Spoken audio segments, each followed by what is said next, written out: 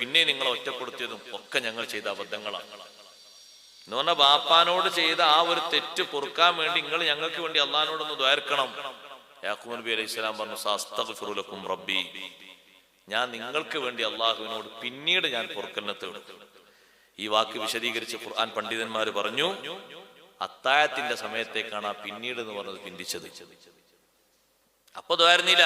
അത്താഴത്തിന്റെ സമയത്ത് യാക്കൂബ് നബി അലൈഹി സ്വലാം എണ്ണീറ്റ് ദ്വാരുന്നു, എന്റെ മക്കളെ നന്നാക്കണേ അല്ലാ, അവർക്ക് നീ പുറത്തു കൊടുക്കണേ അല്ലാ. യാക്കൂബ് നബി അലൈഹിസ്സലാം ദുആ ചെയ്തു. ആ ദുആഇന് വലിയ ഉത്തരം കിട്ടി. അതുകൊണ്ട് തന്നെ മക്കൾ മുഴുവനും നന്നായി.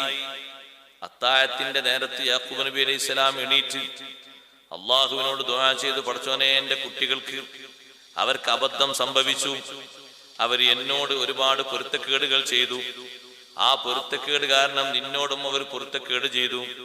അതുകൊണ്ട്